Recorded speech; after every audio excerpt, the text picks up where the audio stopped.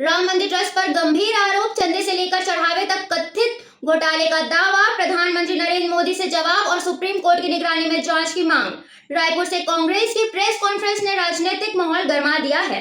नमस्कार, आप देख रहे हैं आरएनएस न्यूज और मैं हूं भूमिका साहू।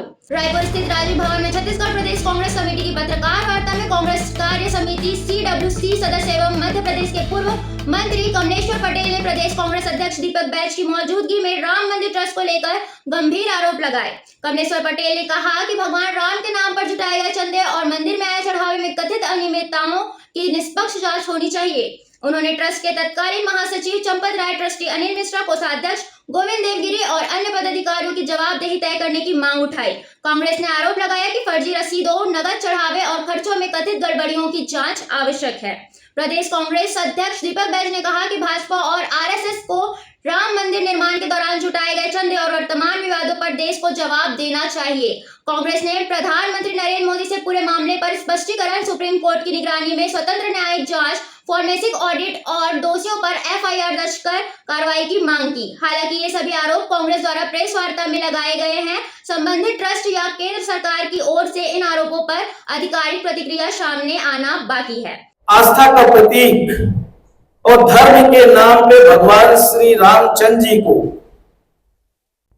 भी नहीं छोड़ा, लूटने का काम किया। उनके नाम पे राजनीति की भारतीय जनता पार्टी के नेताओं ने, RSS भाजपा ने ऐसा पूरे देश में वातावरण तैयार किया जैसे भगवान श्री रामचंद्र जी पूरे देश के नहीं है, दूसरी पार्टियों के नहीं है, सिर्फ भारतीय जनता पार्टी के हैं। इस तरह का महिमा मंडित किया और कई चुनावों में फायदा भी लिया।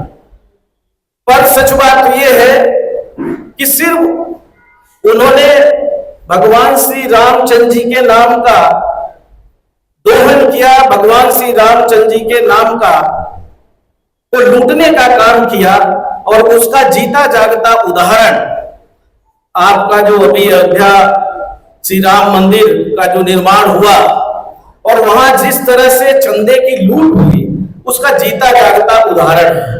आज के इस प्रेस कॉन्फ्रेंस की शुरुआत एक रामचरितमानस की चौपाई के साथ हम शुरू करेंगे।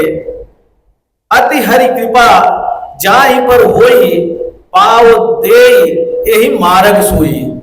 इसका मतलब है जिस व्यक्ति पर भगवान की कृपा होती है वही सत्य, धर्म और मर्यादा के मार्ग पर चलता है। जो व्यक्ति छल, कपट और चोरी का मार्ग चुनता है वह केवल कानून ही नहीं बल्कि धर्म से भी भटक जाता है। और ये बात सच है। अगर रामचरितमानस की हम एक चौपाई और आपको सुनाते हैं, जिनकर नाम लेत जगमाही, सकल अमंगल भूल न साही। अगर हम भगवान श्री रामचंद्र जी का मन से स्मरण भी कर ले, मात्र स्मरण कर ले, तो हमारे आसपास होने वाला अमंगल, कोई भी घटना, दुर्घटना, सारी चीजें नष्ट हो जाती हैं। पर दुर्भाग्य तो यह है कि भारतीय जनता पार्टी के नेताओं ने, RSS संघ के नेताओं ने, शिवसैनिकों ने, इन्होंने सिर्फ और सिर्फ भगवान के नाम पे लूटने का काम किया। इन्होंने भगवान का स्मरण नाम मात्र का भी नहीं किया। और अगर नाम मात्र का भी स्मरण करते रहते तो शायद इस तरह की जो चंदा चोरी लूट की घटना घटित हुई है और देश की आस्था के साथ जो खिलवाड़ किया है, शायद ये हमारे देश में नहीं होता।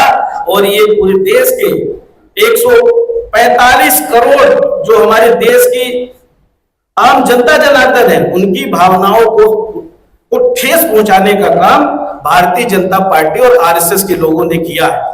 आरएनएस न्यूज के लिए अभिनेश त्रिपाठी की रिपोर्ट।